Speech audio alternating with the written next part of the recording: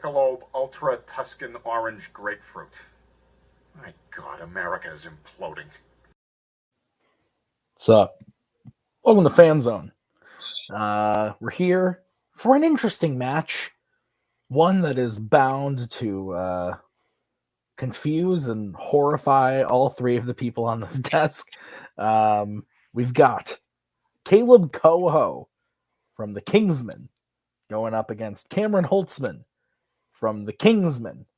These two guys claim to be friends, but momentarily and in their opening promos, they're going to say things like, "This is going to be fun. Like, we're going to have a good time." Blah, blah, blah. And then Coho's going to call someone a bitch. And it is all just going to go downhill from there. So I'm looking forward to this. Kirk, you're helping me judge this one. Thank you. How are you doing today, sir? Good. Looking forward to this one. When you get to fighters who know each other really well, that always makes it a lot more interesting because you got that familiarity, and familiarity breeds contempt. And I'm going to see a lot of contempt today. That's what I'm hoping for. So, yeah. And joining for the first time judging in a while, it is Nick Tuig. Nick, thank you for filling in. How you doing? Doing well. Couch gang for life. Joining the couch gang. I'm also very excited for the same reasons. I want things to get personal, and I want feelings to get hurt. Yeah, don't we all? So let's bring in first Cameron. Cameron, welcome. How are you feeling about your match today? I'm feeling good. Yeah, I did a little bit of prepping. This is the first debate I've had in Fan Zone where I didn't do all of my debate prep whilst in a hospital, so that's fun. It's a nice change of pace. Yeah, I don't know what else to say. Okay, sounds good. We're gonna bring in then Mr. Coho. Coho, welcome. Hi. We haven't seen you in a minute. The last time you were here, though, you did make it pretty far in the end of the tournament last year. You came down to the semifinals and played Rue. I did. That was the last time we saw you. How are you feeling about the matchup today against Cam? I always get really, really, really hesitant whenever I get put in a debate room, not because I don't love you guys and love doing this, but there's a pit in my stomach every time where I'm like, oh shit, I gotta argue against someone, and it takes a lot of energy, and I have to psych myself up through the whole week and day to get ready to yell at someone. I didn't have to do that this time because I yell at this man daily, so it's pretty great. So we'll see how this goes. I expect Cam to just get salty and not talk to me for a week, regardless of the result, if he loses a point to me or not. But this will be fun regardless. And I will take this as seriously as I always do. This will be fun. But if you lose, will you send him a book on John Cazale? I will not, because I don't know who John Cazale is. I got you covered for a belt. I got you covered, Coho. I'm kidding. I know who that is. Okay, it's good. Here's the thing: Holtzman would not be able to read the first 2 chapters and understand what the fuck's happening in it, so it's okay. Okay, starting early. I called it. So here's how the show is gonna work. Like I said, this is debate. So here's what's gonna happen. The players drafted categories from the world of fandom and Warzone. We then wrote some questions to give them based on those categories, and they're going to debate them before our very souls this evening. So each player is going to have a 1-minute opening, followed by a 5-minute freeform between the 2 players, followed by a 1-minute closing for each of the players. At the end of the question, Kirk, Nick, and I will write on our handy dandy boards who we think should win said point. Whoever gets the 2 out of 3 wins the point, and the first person to 3 points is the winner. If we are tied after the 4 prep questions, we will go to a bonus question. Gentlemen, do you have any questions? No. All right, well then let's do this thing.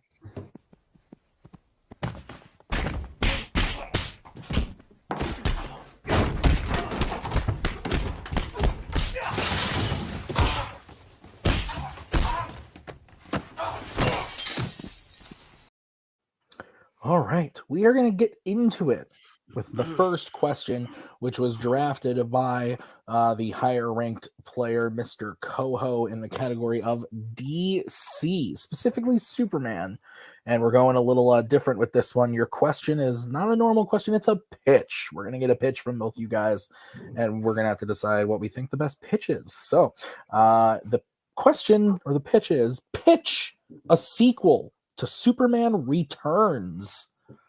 So Coho drafted this category. He's going to get to go first. Coho, you have 1 minute to open your argument when you start talking. So I think the thing that makes Superman Returns really special is that it captures the aesthetic and the feeling of the original Superman movies while also giving a more humanistic approach to the character and giving him some human qualities and drama to go through. So my sequel would be called Superman Man of Tomorrow, picking up immediately after after the thwarting of Lex Luthor. Superman returns to active duty in Metropolis. Lois Lane finds it increasingly more difficult to hide the true parentage of her son Jason, but when he starts manifesting powers, it all sort of falls apart. So Clark starts taking Jason under his wing to sort of teach him how to adjust to his powers. And the two sort of struggle to connect because he's been gone for 5 years. They don't really know each other very well. Meanwhile, a Kryptonian named Kal-El arrives on Earth with a mysterious connection to Krypton as he and Clark start to sort of investigate each other. As Clark knows Krypton's gone, he's been to the ruins. He doesn't really know who this person is or what he has to do with them. It leads to Kal-El kind of trying to bond with his son and trying to get him to manifest his powers while Clark has to fight the Eradicator in Superman Returns. Time. All right. We'll move over to Cameron, who now has 1 minute to open his argument when he starts talking. So, 20 years after the events of Superman Returns, Superman is still our hero. He is still the Superman that we know and love, but it's been 20 years since there's been any sort of big global threat that has threatened the Earth, and he's kind of growing slightly disillusioned to the idea of being Superman, because what is the point in being the man that Earth needs when Earth doesn't need you?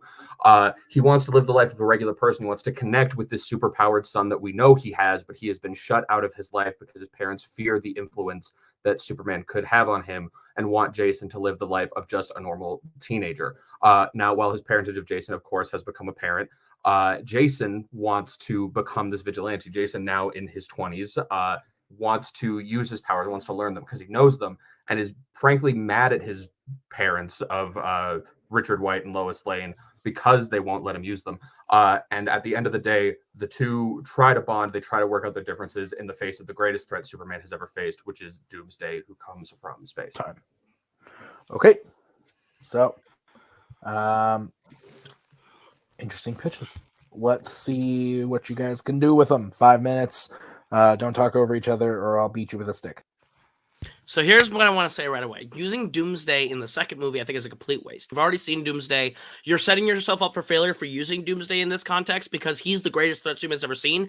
And so we're expecting Superman to either kill Doomsday or Superman to be killed by Doomsday. And either way, you're wasting Superman as a one-off, or Doomsday as a one-off villain for a Superman movie that should really be the human elements, where Superman either has to die or you're going to make Doomsday look really weak. Either way, we've already seen Doomsday. I don't think wasting him again would be a benefit, whereas we've never seen the Eradicator, which is a really cool idea for this android that Zod created, which ties into his past, ties into the origins of Krypton, and also gives him this this threat that is on the level of him, but has a purpose of keeping Kryptonian bloodlines pure, which would have a reason for him to target his son, which I think is a more reasonable way to tie a villain into the plot than just alien that could kill Superman.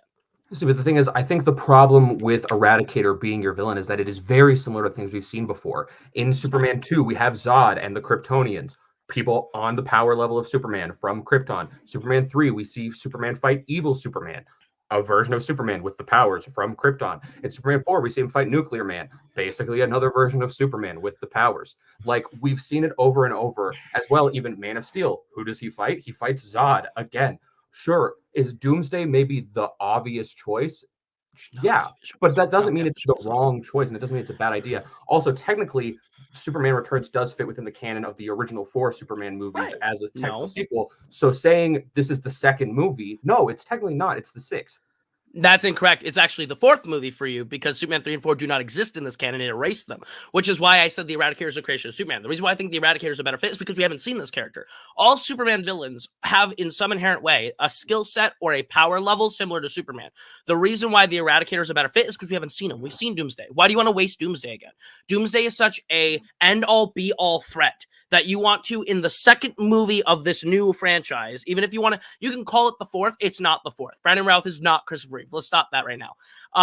You want to waste Doomsday in the second movie in this way where we don't even really know who the Superman is. I feel like your movie would make sense as a sequel to my movie because my movie sets up a relationship between him and his son that he doesn't have. You're forcing this idea that like, oh, he and his son are estranged. They have never connected. So if you get my movie where they are awkwardly trying to figure out who each other are and Superman is trying to protect this kid from this threat from his past who has a reason to hurt him in a non-world-ending villain, in which would be a change of pace for Superman, someone who he can spar with and fight with while having this suspicion of Krypton's been destroyed, so how are you a Kryptonian? What do you have about my past that I don't know?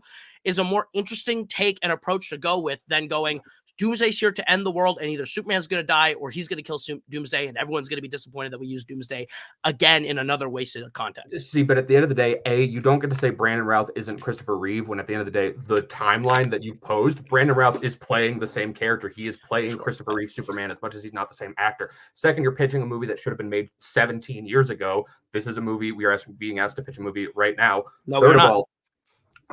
Third of all, my threat is just as great as yours as well. I didn't get to bring up, like you're saying that I'm not talking about like the dynamics. I'm just setting up 20 years later.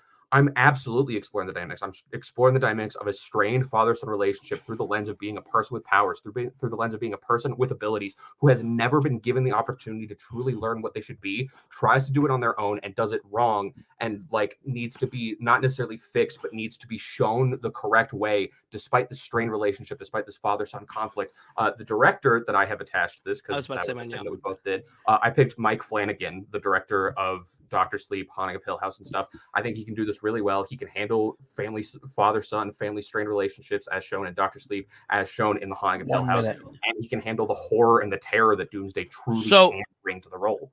So let me explain why that's wrong.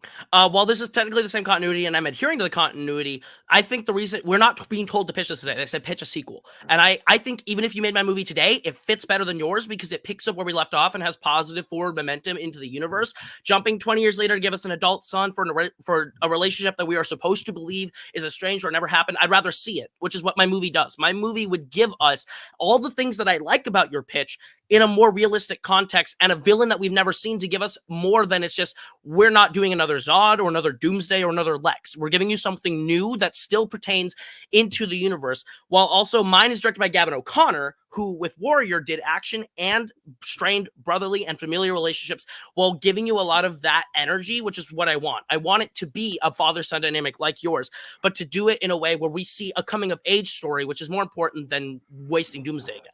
Time. Okay, Cam, you get to close first. You have 1 minute when you start talking.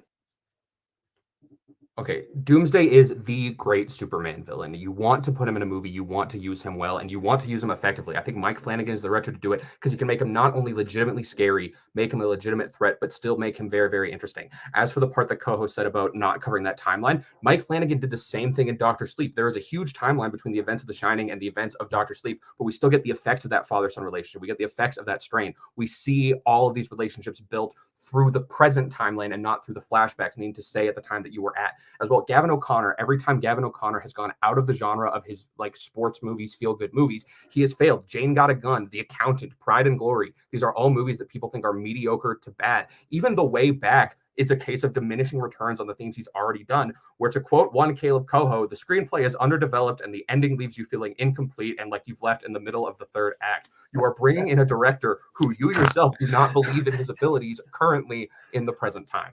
Thank you. Fucking put that dick away. Jesus. All right, Coho, you have 1 minute when you start talking.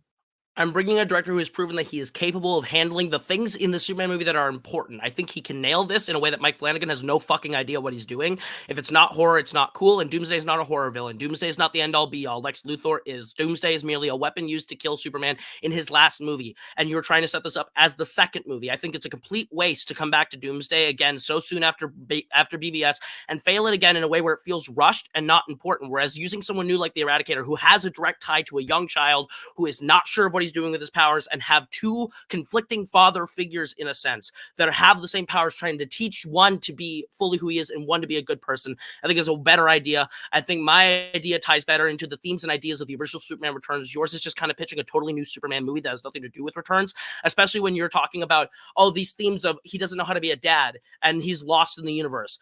Barely touched in Returns, not at all what a sequel would be. Mine is a positive forward momentum build on what we have seen and would develop that world better than yours, who would waste Doomsday for the third time. All right.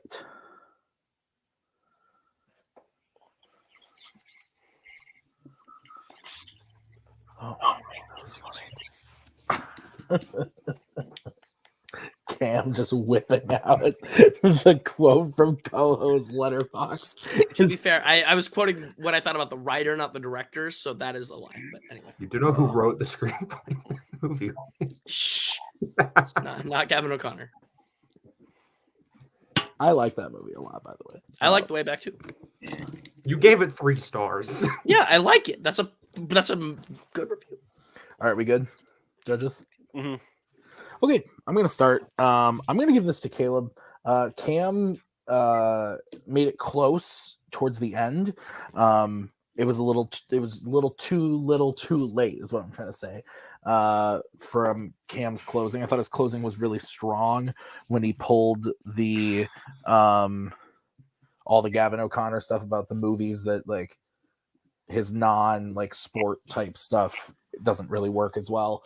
But I thought Coho's clear knowledge of Superman and the characters and everything really shined through in showing like his whole pitch of like Cam's movie might be a good sequel to Coho's own movie. I just thought overall Coho's pitch was cleaner, and he was able to take it down to me why Cam's movie wouldn't work as a direct sequel to Returns, but maybe a sequel down the line. So I go Coho. Nick, you're going next. Sure. I'll just tell you who I voted for, and then I'll tell you why. I went with Holtzman. I didn't think I'd really care at all about the director picks. And then Holtzman like clearly showed me why his would be good and why Coho's would be not good. That just sort of was a boost at the end, but all throughout it, I thought Holtzman had good points about like fighting the villain that would be the same as like Nuclear Man and the evil version of Superman that we saw in 3. And then I think Coho just got way too strung up on like which movie in the series it would be. Like, yes, it's the same Superman from the original. So is it the 4th movie? Is it the 2nd one? Is it the 6th one? I don't really care. I just liked what Holtzman was pitching.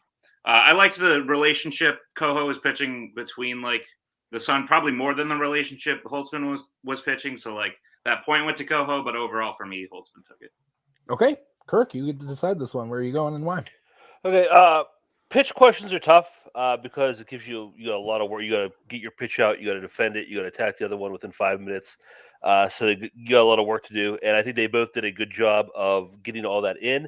It was really close. I think they both had good ideas.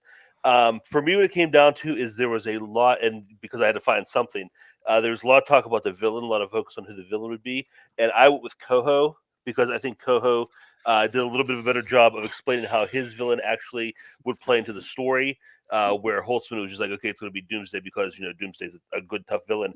But Coho tied his villain into the story a lot more than Holtzman did. So that's why I gave him the point. All right. So Coho wins the first point by a split decision. You got the one you cared about. I got the one I came for. Yeah. I wrote a Good. full pitch thing here, and I didn't get through half of it in my opening minutes. Oh no, that's the same thing. I got like halfway through my pitch. I'm like, shit. All right, guys, we're going to move on to the next category, which was drafted by Cameron. It's in the category of directors, specifically David Cronenberg. All right, the question is, What is the most underrated David Cronenberg film? So Cam, you get to kick this one off. You have 1 minute when you start talking. So David Cronenberg is one of the greatest directors to come out of Canada, and he's best known for his unique style, his unique perspective on directing, and just going for what he wants to do, showing us something truly crazy and out there, and making it work despite how absolutely insane it is. And I think one movie that does not get enough credit from him when you talk to people who love David Cronenberg or casual film fans that does that in an amazing way is The Dead Zone. The Dead Zone is an adaptation of the Stephen King book, I believe, of the same name, about Christopher Walken, who is a man who has the ability basically to see the future, but the ability to change it a little bit. And when he realizes that there's like these horrible crimes happening, and that there's these things that will go horribly wrong in the world, tries to use this ability to change the future, to make everything right, and to solve the things that are going on. I think it takes these themes that Cronenberg has built upon in his previous films of unique individuals who are down and out, and elevates them to a new level in a really, really interesting story with cool twists and turns. Time. Okay. We'll move over to Mr. Coho, who has 1 minute to open his argument. It's not hard to be the best of anything from Canada, but I think I'm not, ladies and gentlemen, I'm not going to pretend that David Cronenberg, I am an expert to be. But I will say that when I talked to people about David Cronenberg, most people would tell me the three best are like The Fly, The Dead Zone, and A History of Violence. And I looked through his filmography, and the one that intrigued me the most that I went down the rabbit hole on was one called Maps to the Stars, one that I hear no one talk about in Cronenberg, which is a movie about fame and the toxicity of Hollywood culture through different celebrities in Hollywood. It involves death and murder and deceit and greed and deception through a family who's trying to infiltrate their way into the Hollywood space of fame. A lot of famous actors are mentioned and appear. Carrie Fisher plays herself in it. Julianne Moore is the lead with her husband, John Cusack, who's the psychiatrist. I think there's a lot of cool ideas about fame that Cronenberg picked up over his years that he packs into this really twisted comedy that I think doesn't get enough credit with the cast that it has overall. Time. Okay. I have seen one of these movies. I'm not going to say which one until the end. So 5 minute freeform when one of you starts talking. So the biggest problem with Maps to the Stars is that it goes against everything that makes Cronenberg great. It is arguably, or maybe inarguably, his safest movie. It is a safe tale about a washed-up Hollywood actress trying to make her way through Hollywood while being usurped by younger people, dealing with a strained relationship with her husband. It's a movie we've seen literally thousands of times before. It's carried by an okay performance from Julianne Moore. She's really not that fantastic in it. John Cusack is horribly miscast in his part, should not be in it, as well. Saying that The Dead Zone is one of the three most named Cronenberg movies is insane when you have The Fly, Videodrome, Eastern Promises, Dead Ringers, A History of Violence, and more to go above The Dead Zone. Which proves why yours is not that underrated, because when I talked to Cronenberg people, they said The Dead Zone second, third, before any of those. And that should tell you that when it comes to the canon of Cronenberg, he's made many great movies, many worth talking about. And The Dead Zone, one of the ones that come up, it's really not that underrated. I think most people talk about Walken and the cool concepts in it. I don't think it really matches the argument that we're fighting. Whereas when you ask people about Cronenberg, they don't talk about Maps to the Stars that much. You can argue this because you can argue that it's safe and not good, but I mean critically it did well. Its Metacritic score is high. I think the reason why it's critically liked, it's a liked movie. I think the reason why it's not talked about in Cronenberg as much is because it gets buried under the weight of everything else that he has done. But I think Maps to the Stars is his swan song. It's this is my retrospective on all my ideas about Hollywood and filmmaking and careers. And when directors come out and do that, it typically turns out really well. And I think Cronenberg really knocks it out of the park with this cast. I think you're wrong when you say John Cusack's miscast. I think John Cusack is just doing something different than you would see in that part. It's an atypical attempt to approach that part, and I think he does it well. I think Julianne Moore is always the great star, and obviously it's Robert Pattinson giving a great performance. I think in the whole Maps to the Stars is a good movie. He gives a good performance, though. That's the thing. And they said Robert Pattinson's the reason they ended up making the movie was his casting. So I'm just saying, Maps to the Stars, I think on the whole, delivers on the premise that it sets out to do. It might not be flashy like the rest of them, but it sets out to what it does. See, but the thing is, I'm not arguing whether or not it's flashy. I'm arguing it's not Cronenberg. It's not his style. Again, you keep saying these Cronenberg people I've talked to. I don't believe that you've talked to any Cronenberg people. I have indeed. The only two people in this community that have watched all those movies are me and Dylan, and you didn't talk to me. That means I talked to Dylan. Sorry, you're not the end all be all. The reason Maps of the Stars falls down in this canon is not because people think it's underrated. It's because people don't like it. People think it's aggressively mediocre, middle of the road. It has an average of, I think, 3.2 on Letterboxd. It has like a 60% on Rotten Tomatoes. Genuinely disregarded. People didn't care. People thought, oh man, Julianne Moore might get an Oscar nomination for this movie. And then that didn't happen because she didn't deserve one. Also, Julianne Moore playing a washed up actress in Hollywood in the year 2014. That's a stretch for Julianne Moore to play. Oh my goodness. Mia Wasikowska undercuts the movie with a stale, boring performance akin to hers in Alice in Wonderland. Like, there's better movies starring Julianne Moore and Mia Wasikowska together. This isn't even the best of those. Right, and if we were arguing those, sure, but we're arguing in the canon of the most underrated Cronenberg. And again, we keep going back to this point. When you look at the most popular, if you sort on most popular IMDb, The Dead Zone comes out in the top five. Like, The Dead Zone's not underrated.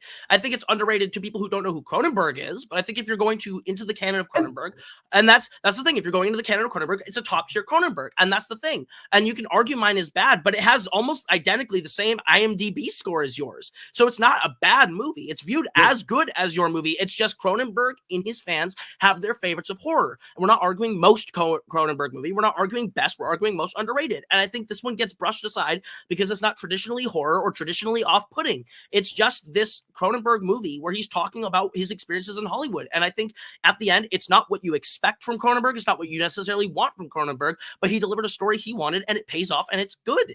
It's a good story that I think no one really gives enough credit. I don't think people disregard it because it's not the weird horror vibe Cronenberg. Because Cronenberg has proven he can do stuff that isn't horror really well. Eastern Promises is magnificent. A History of Violence, one of the best DC movies ever made. Like, he can do drama. He can do down to earth. Just Maps of the Stars isn't it. As well, most underrated. Sure, maybe within Cronenberg fans, the Dead Zone might come up higher, but that's because people who've watched all his movies agree that it's maybe one of the better ones. But amongst the general populace, people don't really know the Dead Zone. They don't really know Maps of the Stars either. Maps of the Stars is cookie cutter. It's formulaic. It doesn't do much great. The performances all should be a lot better than they are. They could not get their first choice for casting and lost their first choices. The Julianne Moore was his first great choice. Performance from Christopher Walken. Has an incredible performance from Martin Sheen. Like, the twists and turns that it takes, it weaves an interesting story that keeps you engaged, which you cannot say for Maps of the Stars. You literally just said that the general public would know Maps of the Stars less than The Dead Zone. I guarantee the general public would know it more. Julianne Moore was his first choice of the partner. He's been attached since 2005. It is underrated. It's more underrated than yours. All right, Coho, you're gonna go first. He shot himself. Sorry, I thought you said. Sorry, my bad. I jumped the gun. My apologies. You go ahead. He shot himself in the foot because he said it just then. Fans would know the Dead Zone, or people who weren't fans would know the Dead Zone more than Maps of the Stars. Maps of the Stars is more underrated by Cronenberg fans and general public because the Dead Zone is still, regardless how you cut it, in the top 3 to 5 spots of Cronenberg movies that people know off the top of their head. It is a well-regarded, well-known movie, and Maps of the Stars, critically speaking, is equally paired but less talked about. He can argue it's miscast, but Julianne Moore was the pick from 2005, has been with the project as Cronenberg has wanted to make that movie forever. And when he made it, it came out, it was a success, people liked it, and at the end of the day, it's different.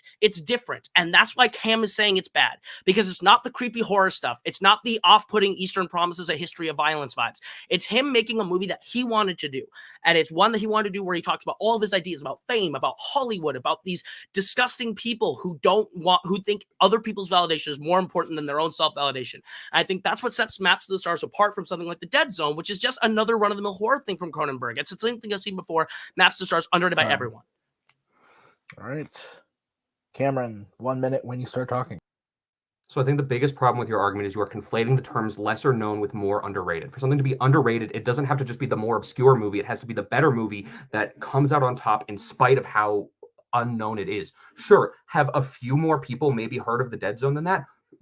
Absolutely. But that doesn't mean it's less underrated. It just means that people like it more. That's all that it is. It's a better movie. Also, you're blatantly lying when you say Julianne Moore was the first choice for the project. Rachel Weisz was the initial choice for the project, but had to leave due to scheduling conflicts. The film, like, it's not just that it's not horror, because that's not all that Cronenberg can do. Cronenberg has proven he can do drama, he can do family dynamics, he can do all of these things really, really well, but he is doing something out of his range, out of his style, telling the story of an older, aging woman in Hollywood, telling a story that is frankly not his to tell, and he's failing because he does not have the perspective necessary. It is a bad movie. The reason it's lesser known and lesser well regarded amongst Cronenberg fans and everyone alike is because they don't care for it because it's not good. Time. All right. Then IMDb trivia lied to me, by the way, Cam, because it says right here that she was Rachel Weisz attached and since Viggo Mortensen 2004. were the original choices. She said she was here since 2004. That's why I brought it up, but that's fair. IMDb never lies, Cam. Don't you know that? Okay. Are we good, judges? Yeah. Kirk, have you seen either of these? I haven't seen think you Maps should of ask that Stars. question I to Chloe. saw Dead Zone a lot. I haven't seen Dead Zone in years. I've never Love seen this Dead song. Zone. I've never seen Dead Zone. I've seen Maps of the Stars. It's fucking awful. And I'll get into my thoughts on that in a minute. Kirk, you get to lead this one off since you had to decide the last one. Underrated questions are another one. This is a minefield. It's tough to fight.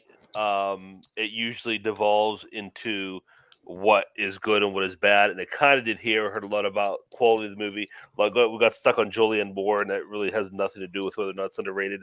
I think one person did a better job of staying on track and focusing and telling the story of why their movie is more underrated, and that was Coho. He talked about the reasons specifically why it was Cronenberg. It was something different, and Cam came back on that. Like I said, I think Coho stayed on that track where Cam was a lot more focused on just the quality of the movie itself. Okay. As I said, I've seen Maps of the Stars. I don't think either of these people have, because the movie that One of the 3 that are eligible for Warzone that I didn't watch, and I didn't want to. For this. the I have movie not they seen- were saying that is this movie is not the movie that it is. When Coho's like, it's not the like gross weird one like Eastern Promises. I'm like, yes, it is. It actually thought really so. is, but it's not. Yeah, it's weird. Man, maybe. This is why we write things down. Kirk actually kind of convinced me to Coho, but I did write Cameron on my board, so that's what I have to go with. Ultimately, to me, underrated is kind of what Cam was pitching of like it's not as much about the what people might know the title, The Dead Zone, but it's who's actually seen it and the quality of the movie. And so he convinced me the fact that more people might have heard of The Dead Zone, but overall no one has heard of Maps to the Stars, and it's bad. And The Dead Zone, even though a few people have actually heard of it, it's the way better film, and it doesn't get talked about as much as it should in the lexicon of Cronenberg. So I went with Cam. Nick, you get to go and decide this one. Cool, my vote matters, so that means I have a second to say some things, because you have to wait for me. First of all, thank you for not asking if I've seen these, Tim. These are 2 of my favorite movies. Don't lie. Okay, never seen them, never heard of them. Is the only Cronenberg movie you've seen a history of violence?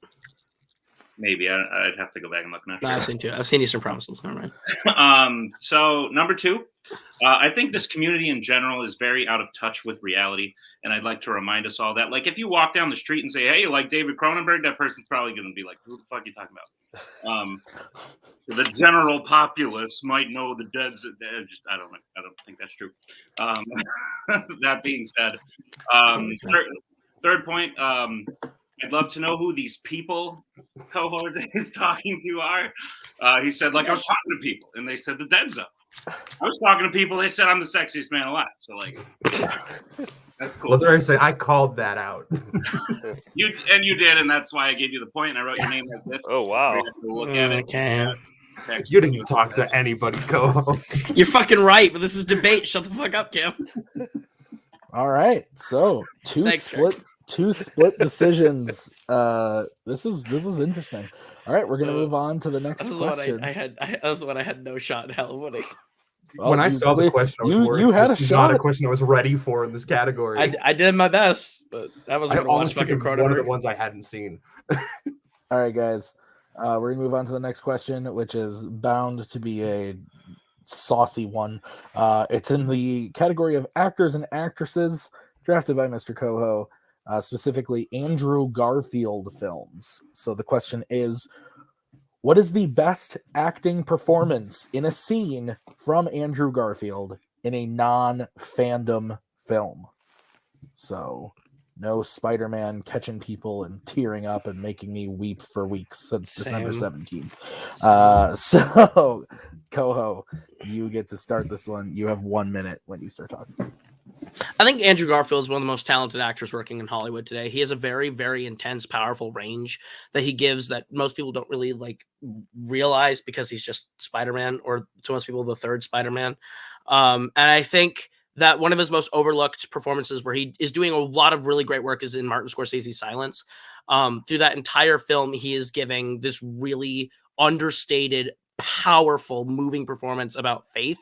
And it all culminates in this scene where he has to renounce his faith in order to save lives. And Liam Neeson, his mentor, is urging him. It's just a sign. It's just a formality. Just do this and you can save everyone else.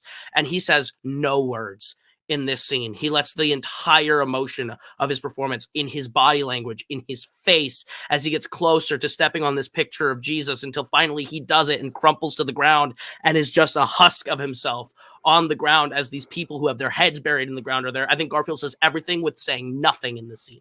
Time. All right, we'll move over to Cameron, who has 1 minute when he starts talking. So when it comes to Andrew Garfield's best performance, it was very clear to me immediately that the only correct choice and the only correct scene was Eduardo Saverin getting cut out of the company and having his shares diluted in The Social Network. Garfield does something incredible in this role and in the scene where he takes Eduardo Saverin, who, if you've ever seen video of Eduardo Saverin, is one of the least charismatic, uninteresting individuals, and that's compared to Mark Zuckerberg, who is also in that category, and makes him not just charismatic, not just interesting, but you deeply care. You take his side, you support him, you believe in him. He gives so much emotion in this one small scene, in this one scene that is so basic, so boring, so real. It is just a business discussion in all matter of actuality. It is a discussion about stocks intercut with footage of a legal proceeding. And he gives this beautiful performance full of both silent rage, despair, and just absolute cutthroat vengeance in his eyes and in his heart. Meanwhile, I'll get into things about Garfield in Silence later. I see my time. All right, time. Surprised Tick Tick Boom didn't come up. I was a little shocked. Sure, we both thought about it. I was a little shocked given the present company, but hey, I love both these movies, so I'm game for it. 5 minute freeform, and one of you starts talking. Okay, let's go ahead and get this out of the way. Your scene is great because Aaron Sorkin is one of the greatest screenwriters to ever live and just wrote material that dances off the page. Dylan O'Brien gave you the same level performance in a TikTok recreation during COVID. It's a scene that anyone can come in and do. Garfield just comes in and acting over the top, like coming in just, I'm not coming back for 20%, I'm coming back for everything, and just is trembling and shaking and just doing his thing. I think the thing that's more impressive, any actor can come in and just yell at Jesse Eisenberg. It's not hard to do. Cody could do it. Like anyone coming in, just yell at Jesse Eisenberg about stocks and business and be mad. But I think what he does in Silence is something transformative. It's soulful. It's deep. He has no lines of dialogue, and he tells you everything he's feeling in this moment, in this one small act that will change his life forever and change him and rock him to his core. I think Garfield is doing everything as an actor that makes you an impressive performance, an impressive actor, where he uses every asset but his voice to tell you how he feels. See, the thing is, I think you can't make the argument that Garfield is heavily assisted by Sorkin when Garfield in Silence is working on Martin Scorsese dialogue, one of the greatest writers, one of the greatest directors of all time. Not a great writer, but a good director. I'm sorry, the man has won several Oscars, and his movies are critically regarded. He's won an Oscar for directing. Calm down, Ken. Writer as well. Garfield's performance in Silence, sure, you can say he doesn't say anything, he conveys it all with his body. At the end of the day, we don't really get that much of a good view of his body, that much of a good view of his face in the scene. No, it is so many wide shots. It is so many scenes with his head. You didn't watch my scene covering his face. You can't see his facial expression for half of it. The dramatic tension of the scene is undercut by the constant cutaways to the bodies hanging around him, to the statue on the floor, to the picture of Jesus on the floor, to the weird voiceover from Jesus that takes up 50% of the scene that you're talking about and takes away from Rodriguez's journey. We're not arguing the best script or the best scene. That's the thing you keep doing. You're going, oh, you didn't watch it. The whole movie, the entire scene is framed on what his body is doing. I don't need to see his face in this brightly lit. No, you didn't, because his face is not. I sent the scene to the his chat face is and not showed you that brightly I lit. watched it. His You don't get face, to claim that. his face. It doesn't need to be brightly lit. It doesn't need to be a shining face of him right You under should an be able to office see light, it. moving his hands like an Italian man. He's literally his body movement. You see his figure standing there, frail, broken from everything he's gone through. And you get a close-up of his face where he is destroyed as Liam Neeson whispers in his ear. Here's the thing. You can say he has help from all these different things. All those things fall completely away to the argument of what scene has his best performance. And the performance that Andrew Garfield is giving in this scene is way more impressive than yours, where he is spouting percentages and spitting in a performance that any other actor could do. Dylan O'Brien could do it, and he did do it, in fact, almost better than him without Bullshit. the fancy. You don't believe Yes, he that did. for a Almost second. better than him. Almost better than him on a TikTok camera without David Cronenberg's or whatever, Jeff Cronenberg's cinematography. What I'm saying is his silence gives you more with Garfield's talents than yours. See, but the thing is, I think saying that he can spout percentages and do that. Do you know how boring stocks are? Do you know how boring founding a company is? Do you know how boring business proceedings are? And Sorkin Eduardo makes it Savary- great. Let me speak, please. Let me speak. I gave you a full minute and a half. He takes this scene, takes the scene about percentages, the scene about legal proceedings, and turns it into this visceral rage, this pain, this anger, makes it interesting, makes you care about it, makes you care about the smallest numbers of 0.03% or whatever the number is. The single look in the courtroom where he looks over his shoulder at Zuckerberg and says, I was your only friend. The only moment in that scene where he makes any eye contact, any attempt to look at Zuckerberg is heartbreaking, is devastating. And you know why? It's because you can see the emotion in his eyes. You can see it in his face. When you can say Garfield is standing there, Garfield is standing there. His head is down. His hair is in his eyes. His hair is covering his face. You can't see his face for most of it. The lighting is bad. And also, it's a lot easier to act heartbroken and in pain when you literally have actors tied up, hanging upside down, being legitimately tortured around you, instead of having to sit next to Justin Timberlake and carry him through a scene. Oh, no. You have to act angry. And you have Justin Timberlake and Jesse Eisenberg in the scene. Don't come talking to me about how people hanging upside down makes your scene easier. What you're arguing is he's making percentages sound great. Sorkin makes percentages sound great. Andrew Garfield's not doing anything specifically special in that entire performance. He is raising his voice and yelling. In fact, you just convinced me that Eisenberg is better in the same scene with no dialogue. Eisenberg's giving the better performance, looking at him and not looking at him, than Garfield is yelling and raising his voice and saying, I'm coming back for everything. I'm serious when I say Dylan O'Brien is as good in a TikTok. Like, I'm just You're saying. really not, anyone, and I know you're he not. He is, and anyone could do that part. The thing is, I don't buy that anyone could come into silence and do what Andrew Garfield does. You say there's bad lighting on his face. That's There are not actors true. in silence doing That's the not true. same You see thing. his face. You see him when he gets on in one foot. It's Time. devastating. Devastating. Strike it from the record. Cameron, 1 minute when you start talking. All right, I go first. Listen, at the end of the day, I understand the argument that an actor does not need to speak to give a great performance, but an actor does need to be present. We do need to be able to see what he's doing. We need to be able to take in his performance and his acting to understand how great it is.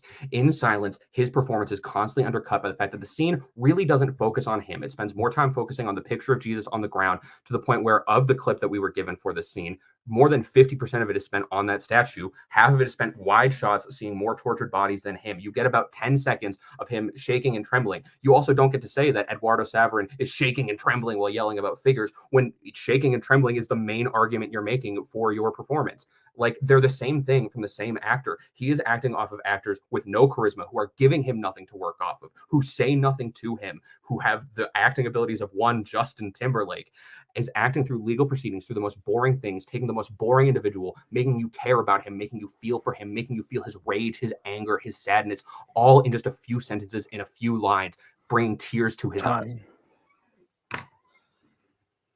All right, Koho, 1 minute when you start talking. I'm going to reiterate what I said.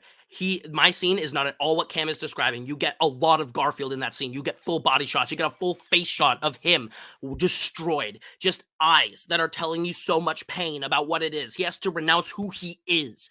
And yes, you get a long piece of the thing of the foot and him talking to the guy on the foot talking to him. But at the end of the day, the less Garfield in it, he gives me more than what he's doing in The Social Network. Because what he does in The Social Network is being lifted by Sorkin dialogue, a Trent Reznor and Atticus Ross score. Everything else about that movie is doing more than what Garfield is in that moment. If you want to talk about, the bodies are giving help, you don't see the bodies more than 2 seconds. You have an entire cast and crew of people around him who are out acting, out technically performing him that make that scene great. That entire scene is all Garfield. Liam Neeson is whispering and he's doing fine. You see you barely see the bodies underground. What you see is Garfield's frail body in full view as it drops to one knee, and you realize his whole principles are destroyed. Garfield's better in silence. Time.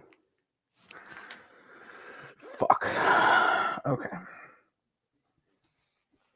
Someone didn't watch the scene I sent to the chat to ask. I did watch the scene in this chat twice. So The no, argument you is didn't watch over. it. You shush. We're gonna argue about this for like 5 days. Well, 100%. I love bold. Especially because I got your first pick and you're mad about it. Shush. Enough. I'm trying to think. That Shush. wasn't my first pick. Shut up. That wasn't my first pick.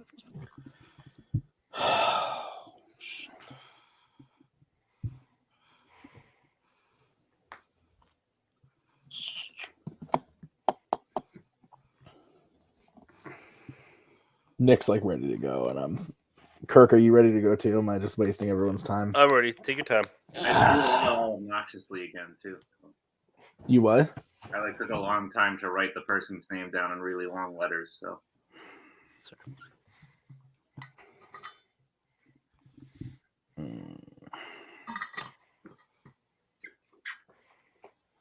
Clearly, this wasn't. Oh, shit. Clearly, this wasn't as close for everyone else. No, it was. It wasn't easy.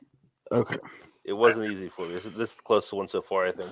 Yeah, this is. I really could go either way on this, and I Yeah. feel like we say that a lot, but this is no joke. Okay, I'm ready. Nick, you get to go first. okay, I found this quite easy. So my apologies if I hurt anyone's feelings. So where did I want to start? Basically, not anyone can do it because we saw Coho try to do it, and it wasn't very good.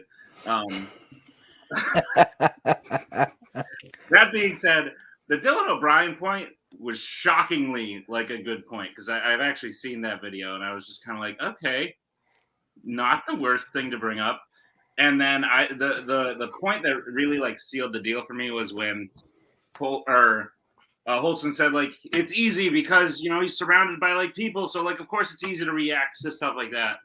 And then Coho countered with like, okay, you're standing in a room with Justin Timberlake and Jesse Eisenberg. Like, of course you can act like mad, disappointed, like whatever, blah, blah. So I gave it to Coho. Oh my god. All right. Kirk. Yeah, like I said, this was the closest one. I think they both made some really solid points. Ultimately, I also went with Coho. I'm sorry, Holtzman. I don't mean to don't take it personally. I'm voting against you.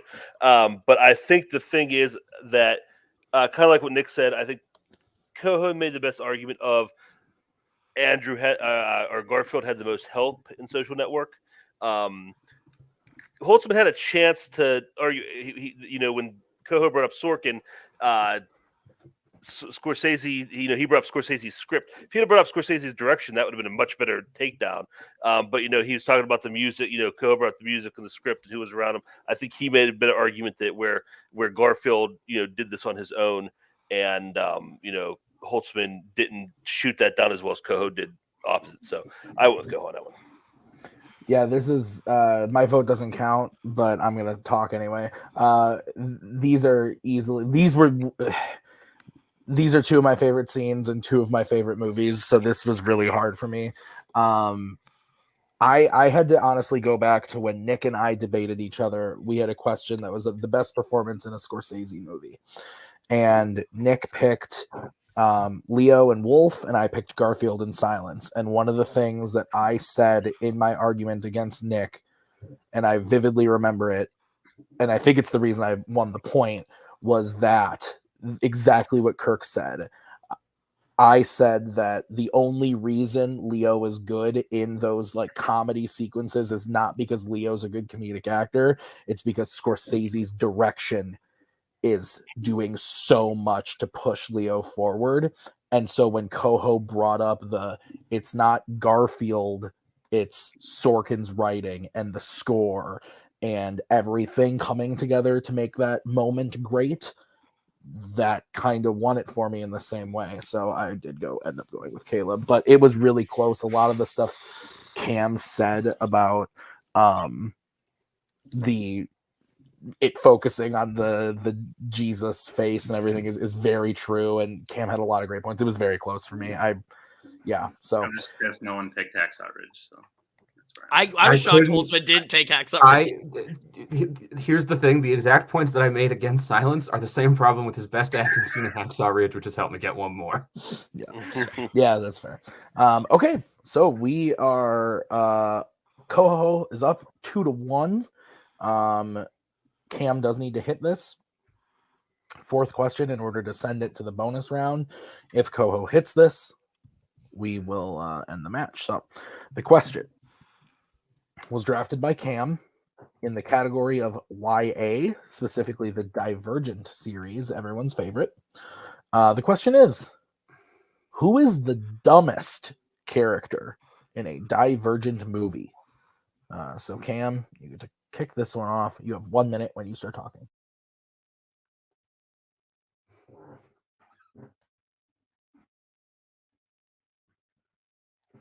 So I think when we're talking about someone being dumb, we have to talk about someone who really is making the wrong decisions at every possible turn, or not making decisions that could benefit them. Someone who is ignorant, someone who is willfully not paying attention, and someone who is working honestly towards their own detriment. And that is why I chose Christina from the Divergent series. Christina spends the entirety of Insurgent, or not the entirety, but a large portion of Insurgent, hearing Triss blatantly lie badly about having killed Will, and believes her because she's not smart enough to think that maybe her best friend might not be telling her the truth.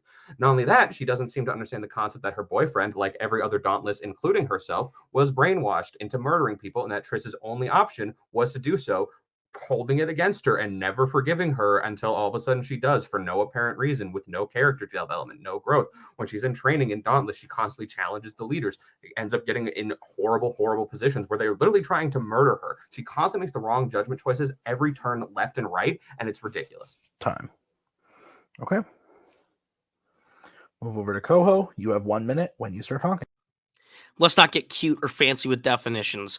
Dumbest means someone who is an absolute fucking detriment to every movie or scene that they are in, a stain on a franchise, someone who actively is uninteresting, unimportant, and legitimately does not make any sense. And Caleb is the only answer to this question. He is a disgrace to the name Caleb. Ansel Elgort's entire character here, it serves no purpose to Triss's arc, because Triss can't even make heads or tails of his motive when he sides with Janine. At the end of the day, that's like the most defining thing he does, is he sides with Janine and the bad guys, which ends up not working out because he sides with the bad guys and they lose. And he still gets a dumbass second chance when they take him out of execution, and he gets to be a part of that Oscar-winning Allegiant film and does nothing in it. Caleb, through the entire series, serves no point, no function, except to try and create bullshit family drama that doesn't make any sense for what his own motives would be in the story at all. Time. Okay. You guys have 5 minute freeform when one of you starts talking. So saying that he does nothing in Allegiant is blatantly incorrect. He's smart enough and intelligent enough to warn four of the upcoming conflict in Chicago so that he can do something about it and help about it. He's smart enough to go into the town and try to help solve the problem, try to help inoculate it, try to help get into the facility and do stuff. He's also smart enough at the end of the film to organize the detonation of the holographic wall to reveal the Bureau to everyone else. He makes confident, competent decisions throughout that entire movie, but you're ignoring it because you don't like the character. No. We're arguing dumbest, not worst for the franchise. And I'm going to prove my point off your definition. He does all of that and then betrays all of it by siding with Janine. He literally goes with Janine, and it makes no sense for any of the shit you just set up. Everything I said was when Janine was alive in the last two movies, and not just from Allegiant.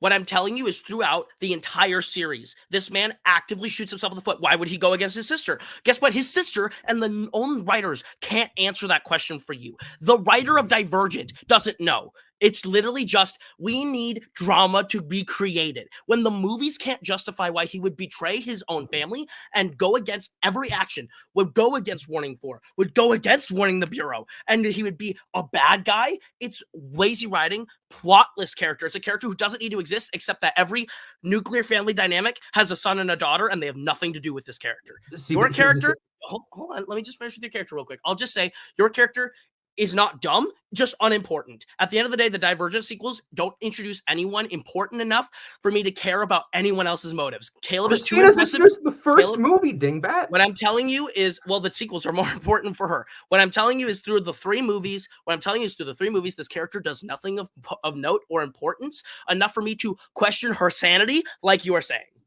I'm sorry. Okay, first of all, his decision to decide with erudite isn't one of stupidity. It's one of self-preservation. We see several characters throughout the series make those choices, and honestly, most of the time they work out. I'm sorry that the why would he do this comes down to him putting himself in one of the greatest positions for if this goes wrong, and then Triss literally comes back from the dead with plot armor that any other fictional character dreams that they could have. Triss dies. His plan works. They do it, and then she comes back from the grave. She is resurrected because now Divergence can do that, apparently, in the second movie. How was he supposed to know that?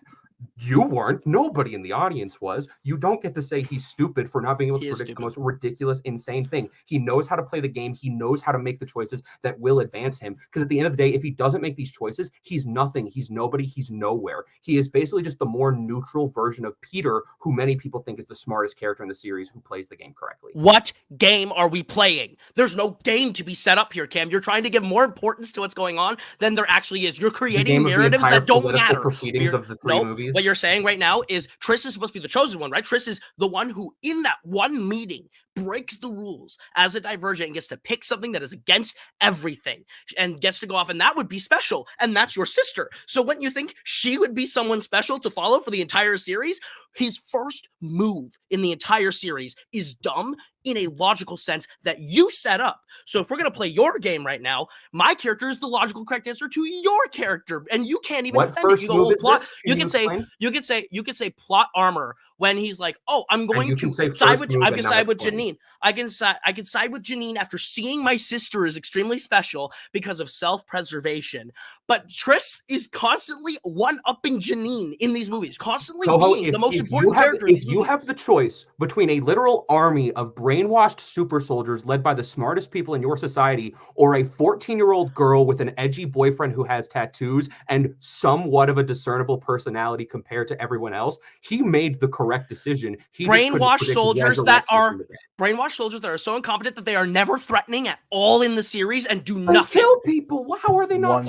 Nameless people that mean nothing. I'm sorry, they have no real. Will is an important character. Going back to the crux of my argument, Will is an important character that is killed, and Christina is so willfully ignorant, refusing to make a decision, refusing to admit the truth that she lies not only to us, to Triss, to herself, believing Triss's lies and going along with them. She makes the wrong choices at every turn during her training, questioning the authority, getting herself hung over the edge of a chasm, getting herself put in a position where they will throw knives at each other, nearly kick her out of everything. She keeps making decisions that either do nothing or she doesn't make any decisions. When she's working with 4 and Allegiant with the Bureau, 4 is the one who figures out that everything is going wrong and that they're lying to her, and she doesn't even believe him until he has to lay it out step by step by step, even though it's obvious because you're watching them literally like hurt and torture children.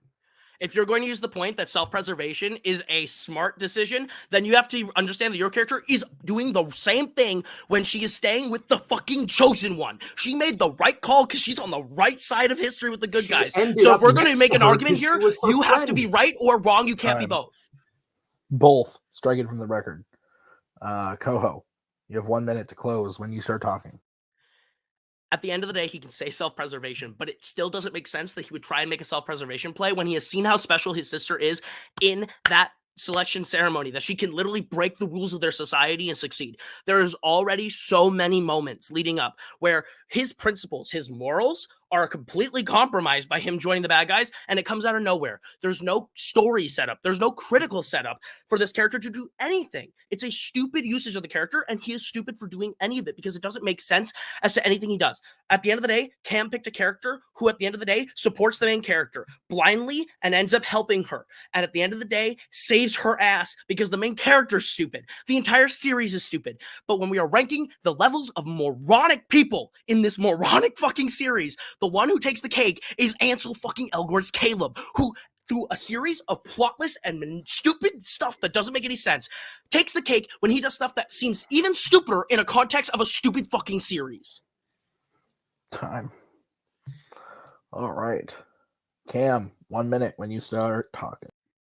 Again, you can argue that Caleb is the worst character in Divergent any day of the week. That's not the question. The question is stupidest. You're saying that Christina blindly following and trusting in the Chosen One because of reasons. You're saying blind faith with no decision making or logic is smart? That's insane. That's one of the dumbest things you can do, and it's the reason Christina's stupid. She makes no decisions for herself. She only listens to other people, lets other people lie to her, lets other people manipulate her. Caleb has at least the forethought to make decisions. He has the forethought to understand things. He has character actions. He does things. He makes choices. He makes choices with Triss in the third movie. And again, you keep saying the selection ceremony. What are you talking about? Him seeing she's special, him seeing her cut her hand and bleed on rocks, especially because he left first. He was the first person to make the decision to go against his family, go somewhere else. She didn't do anything special. She followed in his footsteps, if anything else, making him the person who led her there, making him the person who gives her the power to be the chosen one. His decision to side with Erudite and stupidity.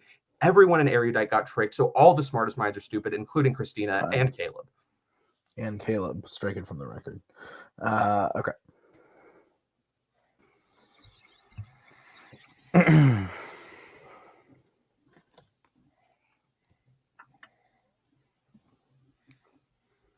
I'm going first.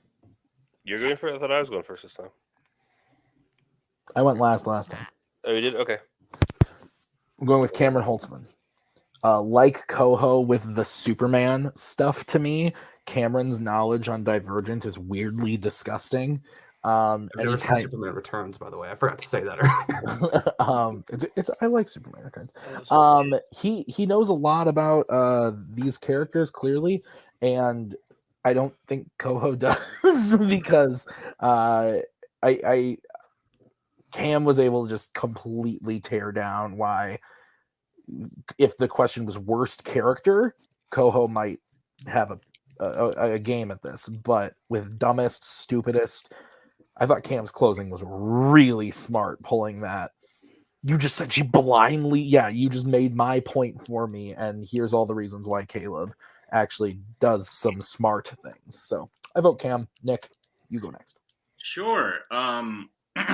They both at one point said their character was dumb for like joining the side they joined, which would mean they like contradicted each other, and I kind of forget how now, but I remember being like, did you just say the other thing? On top of that, maybe it's not fair because I've seen these movies a billion times, much to my dismay, but like Cameron was like, oh, he does this smart thing and this smart thing and this smart thing and this smart thing, and then Coho was like, and then he joins Janine, and I was like, no, that happened a long time ago. Overall, Cameron didn't even convince me that like Christina was all that dumb, like maybe a little bit dumb, but like he just convinced me that Caleb was actually like really smart. So the differential levels, I was gonna make it all dramatic, but I kind of gave it away. Can't see it yet. Can't see it yet. Who is it? Oh, who is it? Cam. Yeah. I get it. You wrote it small this time. All right. So Cam wins the point, but Kirk, where would you have gone and why? Yeah, I'm the exact opposite of Nick. I saw one Divergent movie and I kind of purged it from my brain as soon as I walked out of the theater. So I only had their context of what I was hearing to go on. And it sucked because at the beginning they were like arguing two different things. Like Holtzman's arguing, who was dumb within the context of the movie. And Coho was kind of like talking about like who was dumb as a character, looking at the outside in. But I think Holtzman did a really good job of like putting that together and arguing both sides. And so I also went with Holtzman. All right. I've That seen means all of these movies once, and I never wish to watch I them wrote again. 2 notes during co-host closing. They were blind faith, smart ? And she bled on rocks. this does mean we are going to move on to the bonus question. So here's how this is going to work.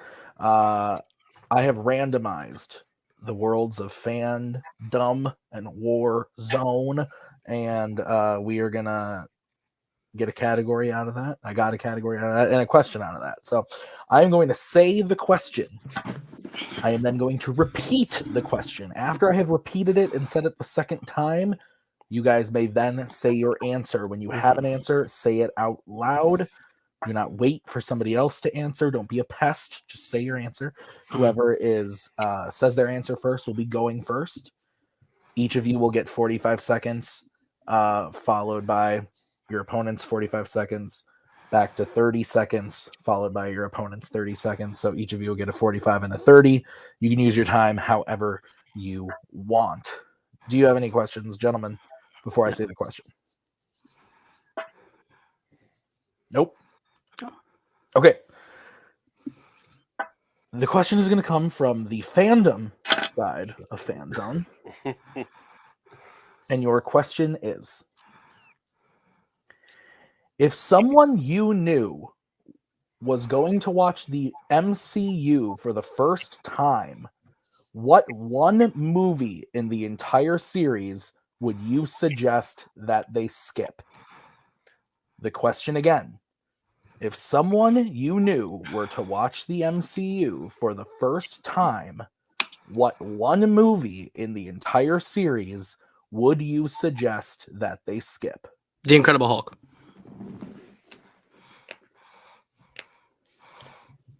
Knew that was coming.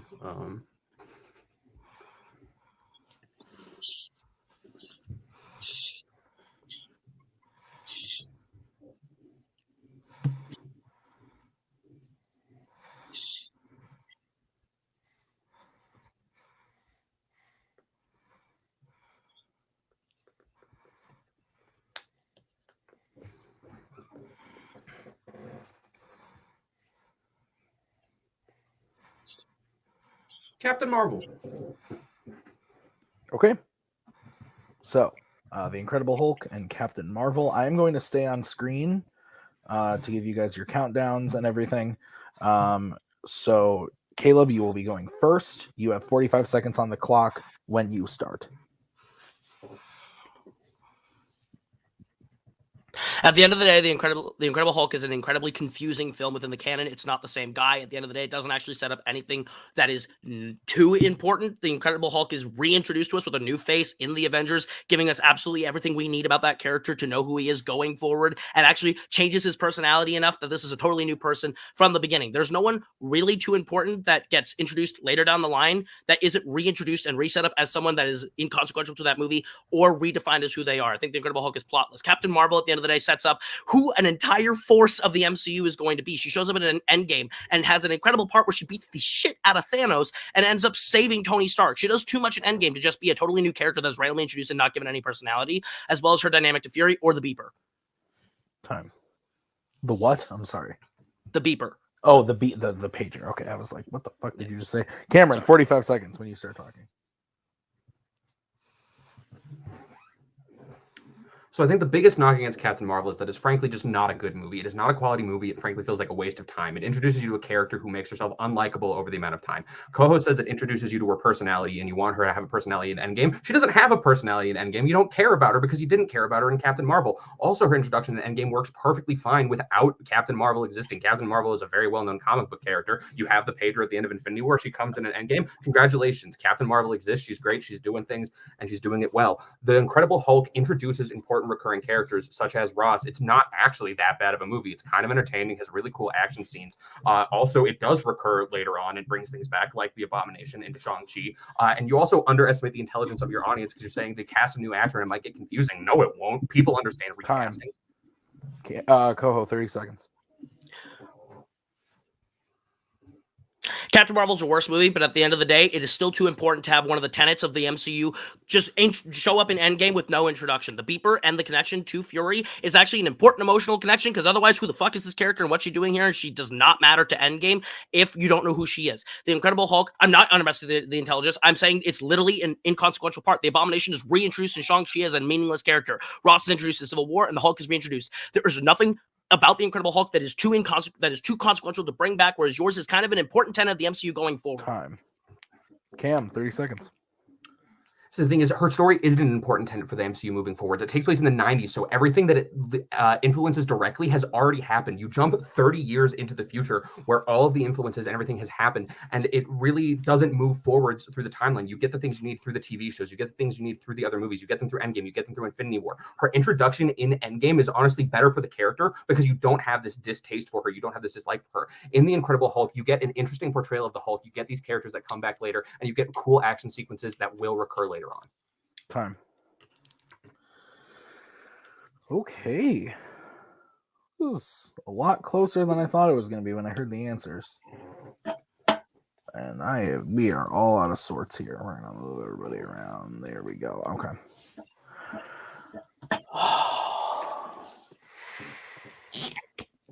Nick, are you thinking, or are you? What I haven't written anything yet. Yeah, me neither. I'm actually just so close to my board because I'm writing so. That's what I didn't know, because you're being weird all night. Are you being asked about 1947's Crossfire right now? Did you just watch it last week? With Wait, now I get it. Okay. I can see the glare of the website here. Stop it. Whiteboard. Sorry. Okay.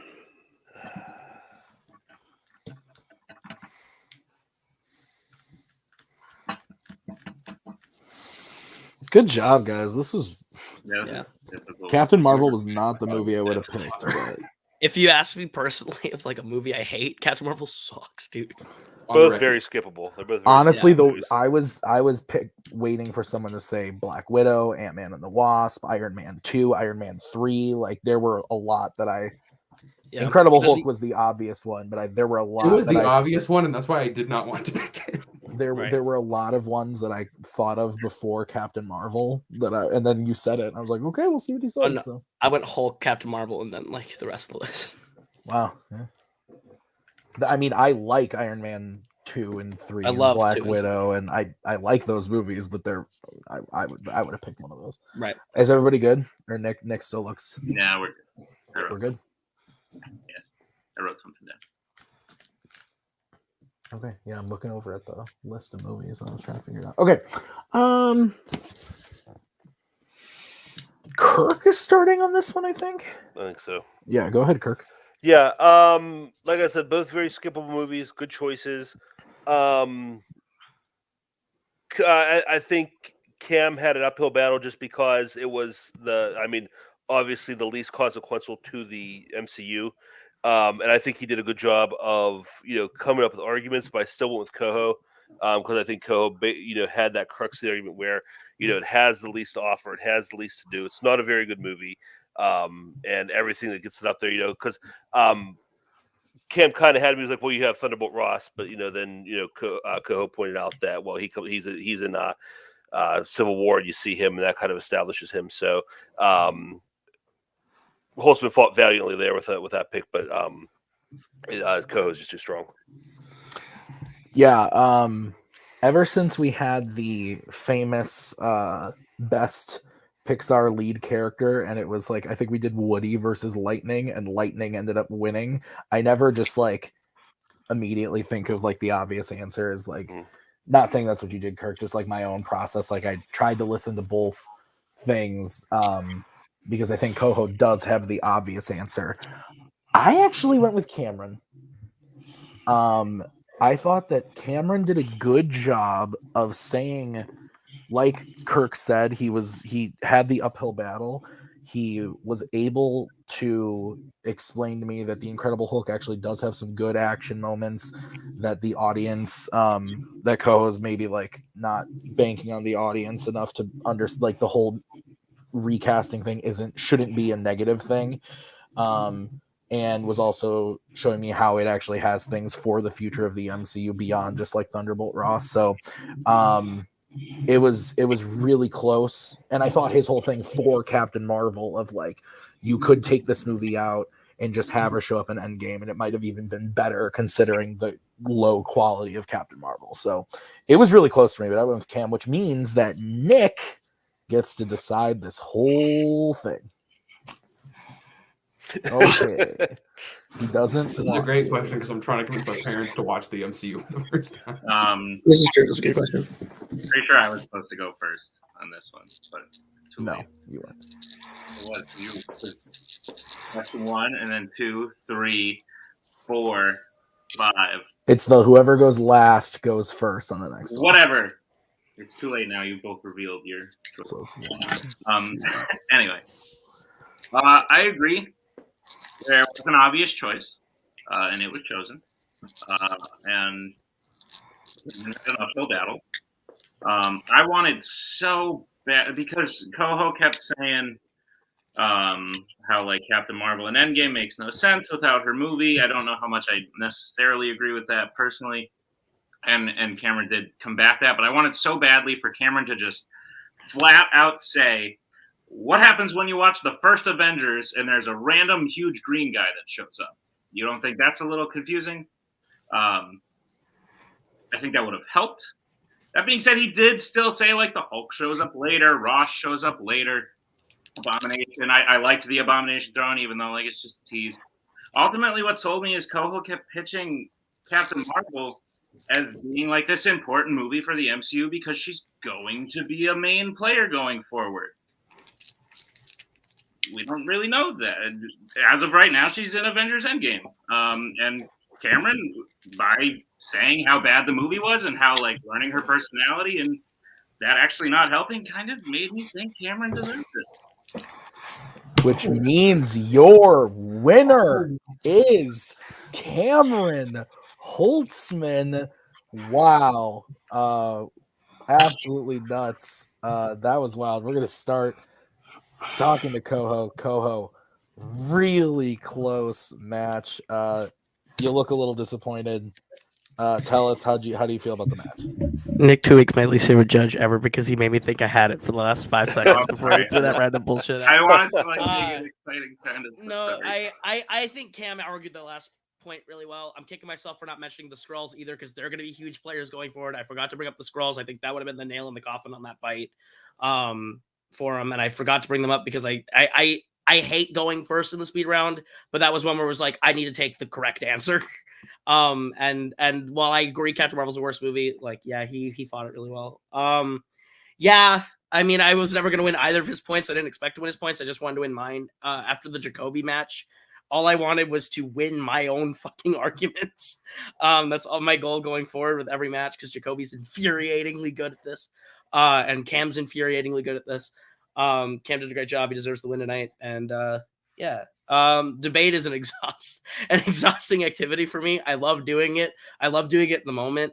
And then the lead up to it, I have to like psych myself up to be in debate because I'm like, I don't want to really fight this person. I don't know if I can formulate this argument. I don't know if I can really put everything in it. And then I get here and I'm fine. So I think I did well for a long break. But I fucking hate Cameron Holtzman. I hate him. In the moment I was playing him, I was like, fuck, I don't want to do this. Because he's really good at this. And he's gonna go really far. So that's fair. All right. Well, Coho, you did a great job. You're one of the best players. You're one of the oldest players that we have here in the league, and we like having you because you always make it entertaining. I remember like I think we played in a title match, and those little things those times of you doing the as someone's talking like it drives me crazy. So I saw it happening tonight. I saw it bothering Cam. So you still definitely have it, and we'll see you next time. I'm excited to see whatever happens. Can't wait until eventually I face Cody Dewberry and I don't show up for the match. Because Cody and I have a long, outstanding, undebated title match. That's and when true. he said he's coming to Fan Zone, I went, fuck, we're going to eventually have to fight now. And I don't want that, but we're going to end up doing it at some point. That'd be fun. All right. Well, Koa, we'll see you soon. Let's go over to the winner. Cameron, you looked like you genuinely did not think you pulled it out, but you because did. Nick faked everyone out. I thought I was being general enough. I liked, no one knew what I was going to say. Anyway. I liked the drama, but Cameron, You have the win. You're moving on in this picture. What do you feel? I feel good. Yeah. I've never seen Superman Returns. Never seen Silence. So those were two uphill battles, and those are both movies that are over 2.5 hours long. And I am a full-time student who has other trivia matches to attend to. So I watched 2 minutes of the scene, and I watched not a damn second of Superman Returns. But no, I had fun. Yeah, like Coho said, like we hang out a lot. Like he's one of my best friends in this community. The one thing both of us know is how to get under each other's skin, and I think you could see that throughout this match. Coho had me very annoyed and very angry at points, but I got to use Coho's on Letterboxd review against him, and that was fun. I didn't win, but still. That's fair. So, Cam, what this does mean is you are actually moving on to a contender match to play Rue. You're going to play Rue Moses for a shot at the big time. So what do you think about playing Rue? I'm excited. It's going to be very interesting, especially because I know like Rue is more a fandom guy and I'm more a Warzone guy. So it'll be interesting to see how things play out. But yeah, it'll be fun. The nice thing about fighting Rue is like, as far as I know, Rue doesn't know that much about me, so he can't hopefully get under my skin the way Coho does. Yeah. Awesome. Don't watch Captain Marvel again. It's bad. Well, I think you should watch it. But anyway, Cam, congrats. Great win. We'll see you real soon with the next match. So let's get final thoughts, starting with Kirk. Coho should have brought up how without Captain Marvel, we don't know how Nick Fury lost his eye. I think that probably would have put him over the top. But no, this worked out great for me because I voted for Coho 3 out of the 4 times. And that's perfect because he can't be mad at me for losing because I voted for him a lot. And Holtzman can't be mad at me because he won and my votes didn't matter. So I'm happy. I feel good about myself. In the end, that's all that matters. So good job, guys. That's fair. Nick, final thoughts from you. First of all, that last question was a trick question. The correct answer is why are you even going to waste your time watching? Watch them all. What are you doing? Anyway, opposite. I voted for Cameron like every time. So Coho, you can be mad at me. Permission granted. I thought you dominated that performance question. So you guys were like really split, and I was like, really? I thought that was a pretty obvious one. Outside of that, I think Cameron did a really good job arguing the things he admittedly said he doesn't know much about, and then he like dominated in the things he knows a lot about, which is like a really dangerous combination going forward. So looking forward to seeing it. Yeah. All right. Well, that's going to do it for us at Fan Zone. In 2 weeks, we have another debut match. We got Robert Kastner taking on Jack Pinchuk. Fucking hell. That's going to be in 2 weeks. So look out for that. And then we have our contender match. We got Rue going up against Cam to find out who's going to play head honcho over here, Kirk. So it's going to be really interesting to see what happens. Thanks for watching this one, guys. We'll see you real soon with that next match. Until then, have a good one.